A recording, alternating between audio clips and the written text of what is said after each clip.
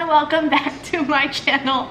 Making a never before seen appearance is my dad and also my boss. Fun fact, he employs me. How do you feel about that? I love it. Okay, it's a loaded question.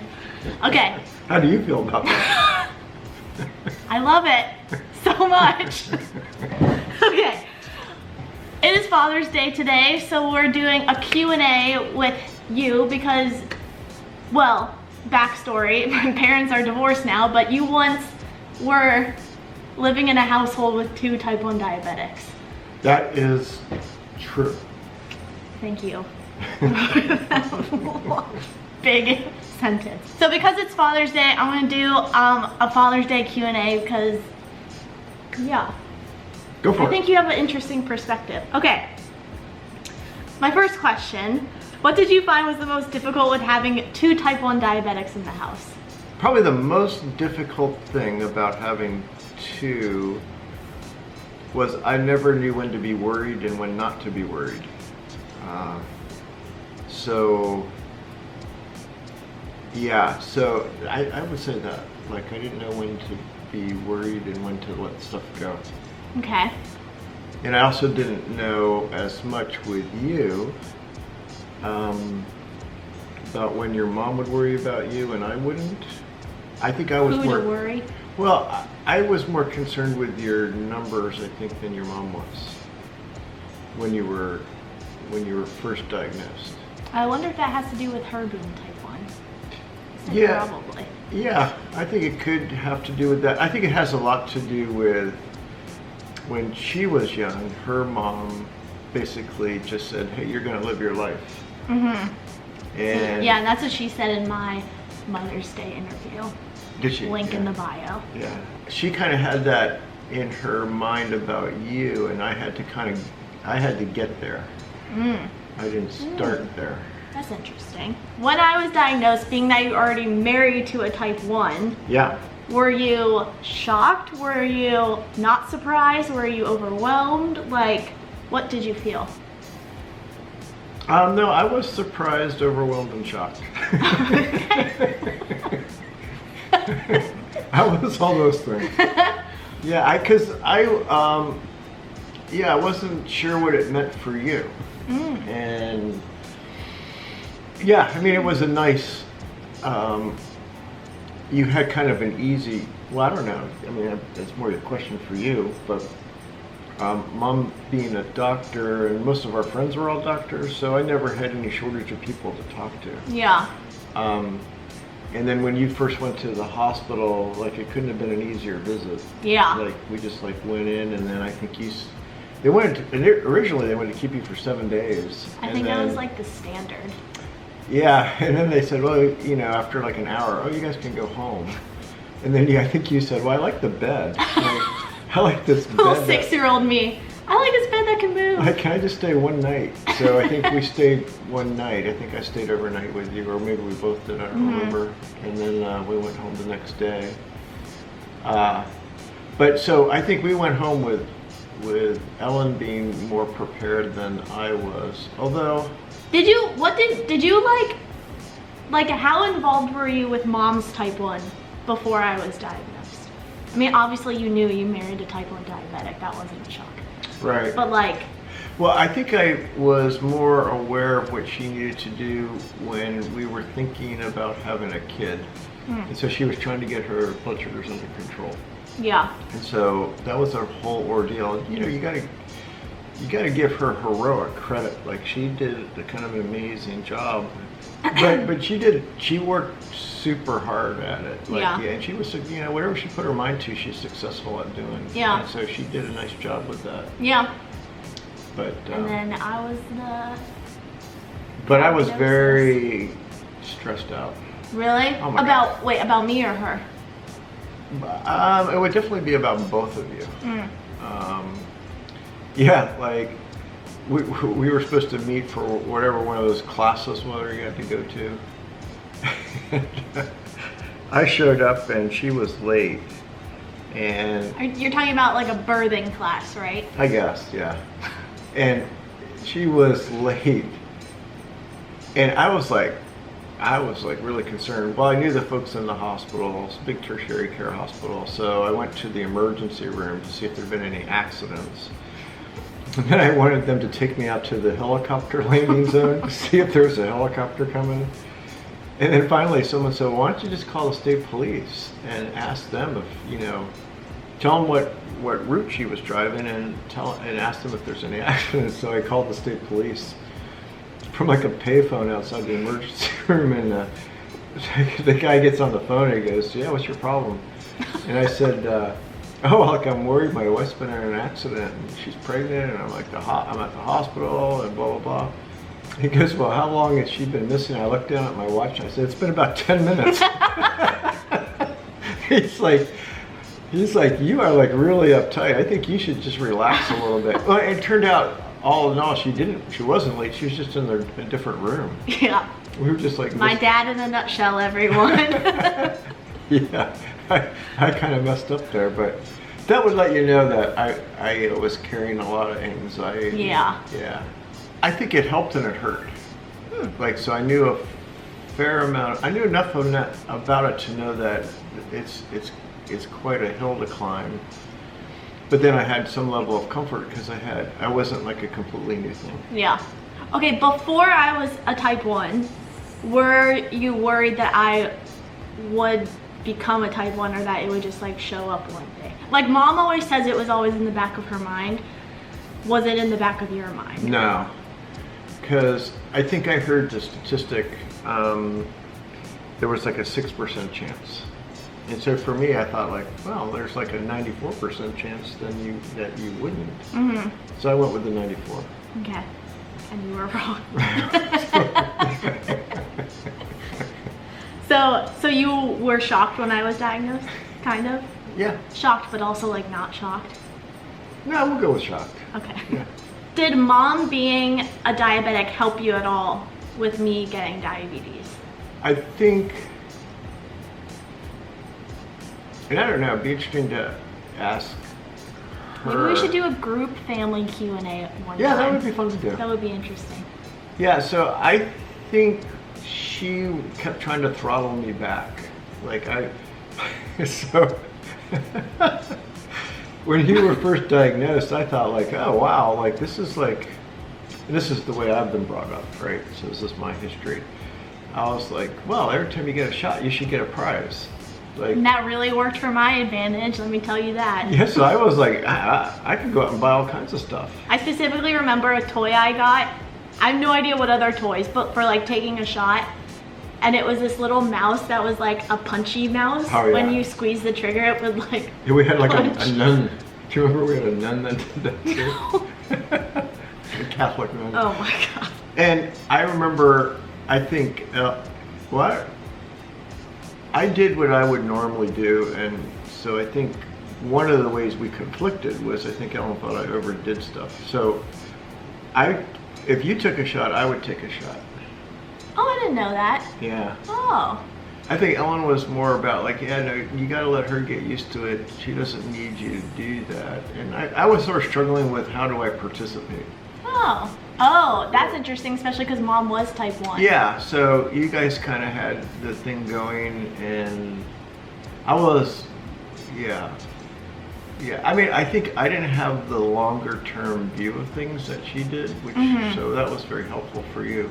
So you guys are kind of like the yin and yang. Well, I mean, I was more concerned with your numbers of the day, and she was more concerned with how are you going to get to be an adult, right?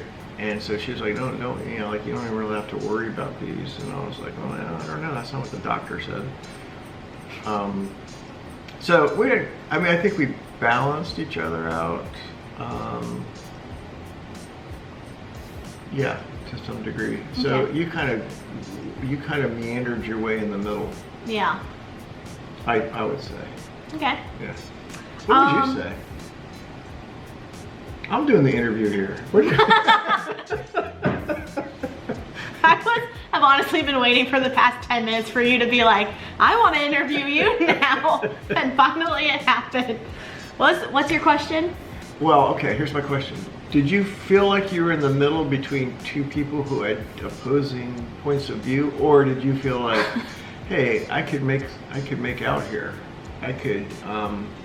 This could be a good place for me to be because I have these two people. I can choose my own path in the middle. Well, I would like to point out that I was 6 while all of this was happening, so I probably didn't have... You were pretty advanced for a 6-year-old, though. Thank you. I don't think I was thinking those thoughts, though, like what path should I take? Oh, I don't know.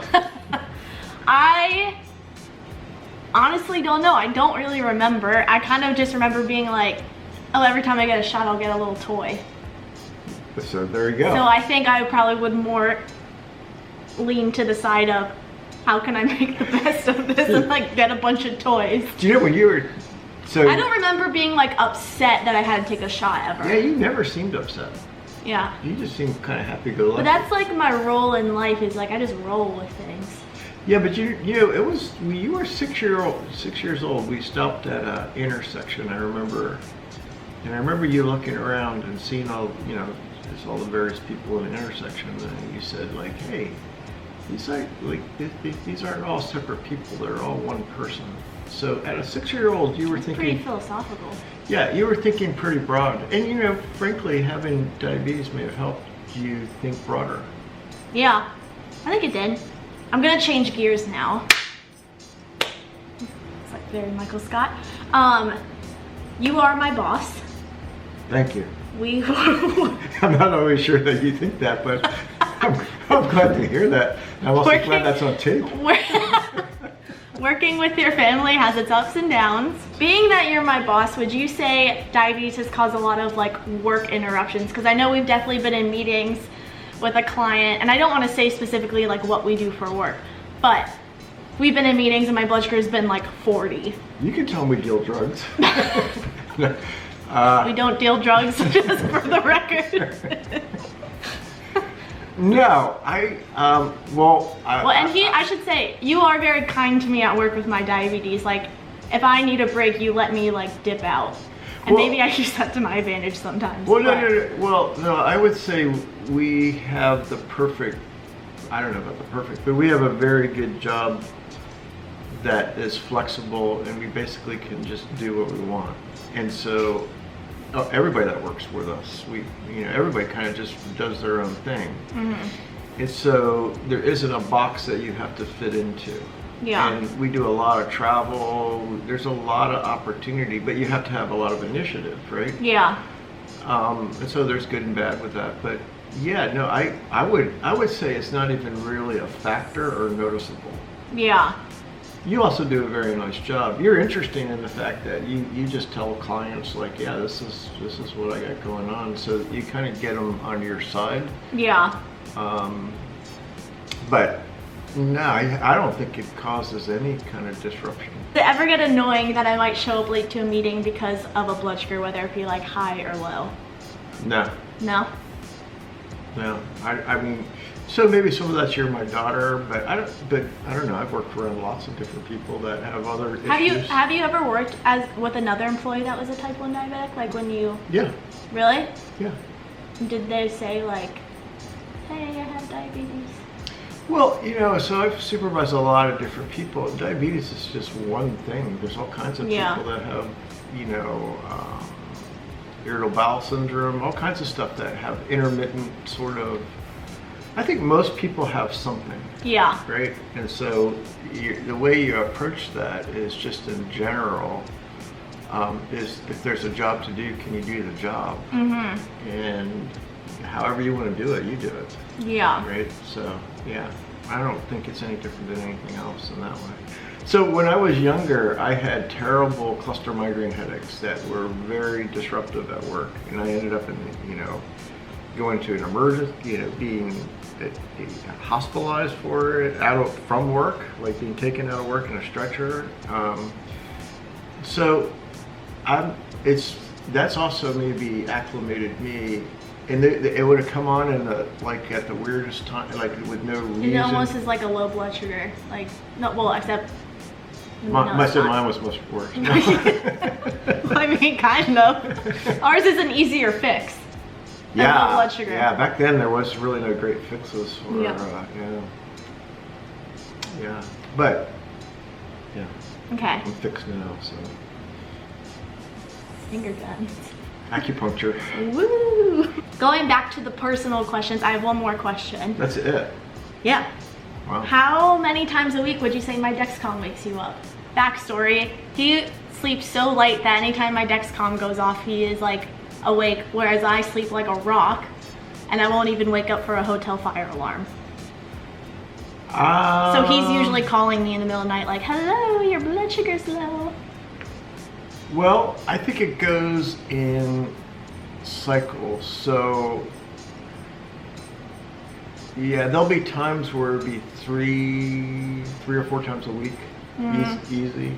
Yeah, I mean, it's one of those odd things that, you know, I would hope I would be like this even without that. You know, like appreciate that you're here on Earth and you're adding to the world. But it is also a constant reminder that, you know, you're sort of perpetually on the edge. Yeah. Yeah. So wait, so what do you think about that? Well, I think you do a nice job because I always feel horrible if I've woken you up. I think mom is like, well, I think it's a diabetic thing that like diabetics are usually really heavy sleepers because mom usually sleeps through my alarms and vice versa. I sleep through hers in the middle of the night. So she rarely wakes up in the middle of the night. And I don't mean that as a bad thing. But I always feel bad because I feel like I've kept you up. But you always say like, no, like don't worry about it. So. Yeah. It is tricky though. I mean, really it's the least I can do. And it helps me participate. Yeah. In your life. So yeah, that's just life. That's just like one of those things. Yeah. Do you have any questions for me? Yeah, I have a gift to give to you. Is it Kevin Malone socks? Yes, hold on. I would like you to present you with this gift, this commemorative pair of socks. This is Kevin Malone. I think I'll put it up a little closer. Where he made his famous chili. It is one of the things he does best. So here you go. And thank you. I want you to always think of what you do best. Let's just not make chili. We'll leave that to Kevin. Yeah. Look, he spills it into the sock. Isn't that cool? That is really cool. Yeah. Thank you, Dad. You're welcome. Thank you for this Father's Day gift from above. Thanks for watching this video. Why don't you sing a little song? I'm no Cameron Camp. Okay. I cannot do what he does. Yeah. Fun fact, Cameron Camp is someone we work with and he sings through a lot of presentations. Yeah, but he's really good at it. Yeah, but he's really good at it. We cannot compare. Why don't you sing? Oh, I just give socks. That's my thing. Fun fact, if he sang, my camera would probably crack. Fun fact, yeah. Anyway, thanks for watching this video. Don't forget to like and subscribe and hit the notification bell. And thanks for being here, Dad. Oh, wait. Coronavirus. You're welcome. What did you think being on YouTube for the first time? For the first time? Well, I asked you, when we went to Colorado, I made a vlog and I asked if you wanted to be in it. You said no. Yeah, I didn't want to. No. But now you are on the internet. Well, let's see how it turns out. I'll tell you. If this goes viral, it will be because of you. Oh, sorry. Yeah. Oh, because no, of that's Kevin. a good thing. If you can't tell, we're basically the same person in two different bodies. That's it. We're done. Okay. Happy freaking Father's Day.